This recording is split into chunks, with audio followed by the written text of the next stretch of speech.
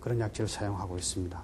이런 약재를 사용하는 이유는 소화 기능을 촉진시키고 담원 제거를 하고 인체의 면역 기능을 향상시키는 그런 효과가 있습니다.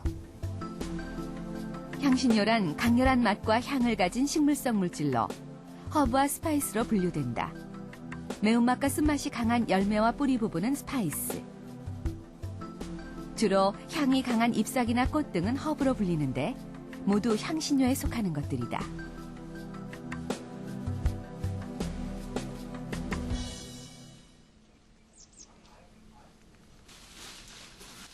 허브를 직접 길러보고 싶어 서울에서 경북 청도까지 내려왔다는 왕혜금 씨. 현재 기르는 허브 종류만도 10여 가지에 이른다.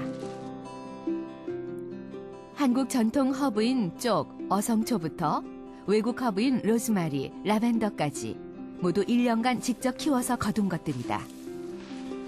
매년 가을이면 이렇게 거실 한가득 허브를 말리는 왕혜금 씨. 그녀는 이렇게 말린 허브들을 다양한 용도로 사용하고 있다. 허브 중에는 실제 한약재로 사용되는 것들이 많기 때문에 장시간에 걸쳐 우려내면 한약 냄새를 풍기는 진한 허브 농축액이 만들어진다. 한약재 냄새. 여러 가지 섞여가지고 있으니까. 그냥 먹어도 될 것 같아요. 전부 먹는 재료로만 했어. 이 허브 농축액에 샴푸 베이스를 녹이면 천연 허브 샴푸가 완성된다. 그녀는 샴푸부터 비누, 화장품까지 피부에 닿는 모든 것에 허브를 사용하고 있다. 그녀는 과거 심각한 아토피 질환을 갖고 있었다. 제가 굉장히 중증 아토피아니에요. 그러니까 너무 심해서 성인 20살 때쯤 돼서부터 아토피가 생겼는데 계속 피부과 약 바르고 이러다 보니까 얼굴이 빨개졌어요. 그러니까 안에 이렇게 막 실핏줄이 보이고, 그리고 조금만 컨디션이 안 좋으면 얼굴이 다 뒤집어져요. 근데 지금 이렇게 허브도 만나고 뭐 천연 제품도 쓰고 해서 굉장히 많이 좋아졌어요. 왕혜금 씨의 거실 한편에는 그녀만의 보물 창고가 있다. 다양한 허브로 만든 수십 종의 비누들은 물론 허브 식초와 허브 오일까지 건강을 위해 음식에도 허브를 이용하고 있다. 식초, 허브 식초. 그 음식에 쓸 수 있는 거. 음식에도 쓰고 나는 주로 이거 머리 감을 때 마지막 헹굼에 린스 대신으로도 써요. 음식에도 써도 향긋하고 좋죠. 특히 그녀가 차로 즐겨 마시는 허브가 있는데 바로 어성초다. 처음엔 비릿한 맛과 냄새 때문에 마시는 것이 쉽지 않았지만 이젠 환절기마다 빠뜨리지 않고 마시는 차가 되었다. 예, 나는 이거 초기 감기 기운이 딱 있을 때 마시거든요. 그러면 감기 떨어져요. 그러니까 뭐 목이 붓는다든지 뭐 이런 증세가 있을 때는 어성초차 자주 마셔주면 좋아요. 예방도 되고. 예, 예방도 되고. 감기도 낫는 것 같아요. 그렇다면 특정 허브들의 감기를 예방하는 효과가 있는 것일까? 최근 한국생명공학연구원에서는 감기 바이러스 치료제에 대한 연구가 활발하다. 특히 독감 바이러스에 대항할 수 있는 강력한 식품 성분을 찾고 있는데 어성초와 오레가노와 같은 허브들도 그 후보 중 하나다. 그렇다면 이들의 항바이러스 능력은 어느 정도일까?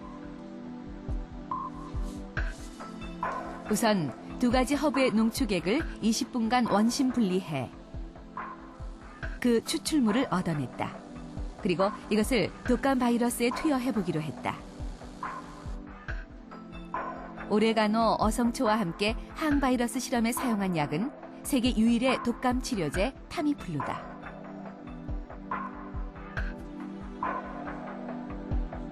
우선 세포에 독감 바이러스를 감염시킨다. 그리고 감염된 세포에 각각 어성초와 오레가노 추출물을 넣은 뒤 얼마나 많은 세포가 살아남는지 확인해봤다. 일반 세포가 독감 바이러스에 감염될 경우 세포는 거의 괴사되어 드문드문 남아있다. 하지만 오레가노와 어성초 추출물을 넣자 살아남은 세포들이 촘촘히 눈에 띈다. 특히 어성초 같은 경우에서는 저희가 기존의 독감 의약인 그 타임플루와 거의 대등한 수준의 항바이러스 활성을 갖고 있는 것을 확인을 했고요. 오레가노 같은 경우도 아직은 추출물 단계에서 활성을 분석을 한 것이지만은 기존 의약인 그 타임플루에 비해서 항바이러스 활성이 50% 내지 60% 정도 되는 것을 확인을 했습니다.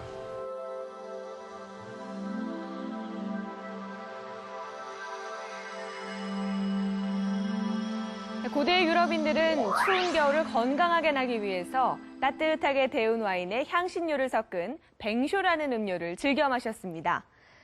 프랑스어로 따뜻한 와인이라는 뜻의 이 뱅쇼는 레드 와인에 정향, 육두구, 올스파이스, 계피 등을 넣고 따뜻하게 데운 것인데요. 특히 고대 그리스에서는 향신료의 자극적인 맛과 향보다는 치료 효과에 더 관심이 많았습니다. 그 당시 의사였었던 히포크라테스는 실제로 400여 종의 향신료를 치료제로 사용을 했는데요. 보통 경험에 근거한 것이었기 때문에 의학적으로 검증되지 않은 것들이 대부분이었습니다. 하지만 최근 향신료가 건강에 유익하다는 사실이 과학적으로 입증되고 있는데요. 몇몇 향신료에는 현대인들이 가장 두려워하는 병이죠. 암을 예방하는 효과가 있어 주목받고 있습니다.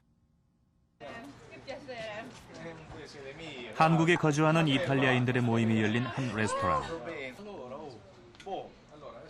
허브를 음식으로 많이 즐기는 건 단연 이탈리아인들이다. 실제로 이탈리아에서는 뜰이나 베란다에서 로즈마리, 세이지를 키우는 경우가 많다. 허브 향을 즐기는 것은 물론 틈틈이 요리에 사용하기 위해서다. 네, 이태리 요리에서 세이지 많이 요리해요. 예를 들면 생선하고 고기하고 세이지 인기가 많아요. 또 파스타하고 이태리 사람들이 세이지 파스타 만들었어요. 그래서 맛있어요. 이탈리아는 허브의 고향이라 할 만큼 향신료로 다양한 허브를 이용한다.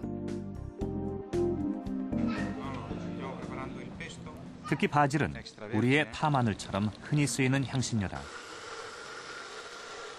올리브 오일을 섞어서 만든 이 허브 양념장은 다소 느끼할 수 있는 피자 파스타의 맛을 깊고 담백하게 만들어준다.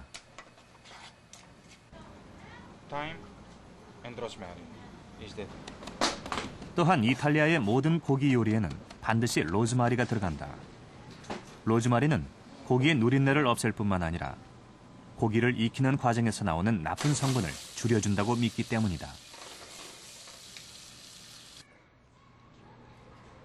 세계적인 건강식으로 손꼽히는 이탈리아인들의 지중해 식단. 그 중심에는 허브가 있다. 확실히 이탈리아에서는 우리 몸의 건강을 위해서 허브를 요리에 많이 사용합니다. 허브는 자연식품이라 건강에 유익한 효과를 발휘하게 되는 거죠.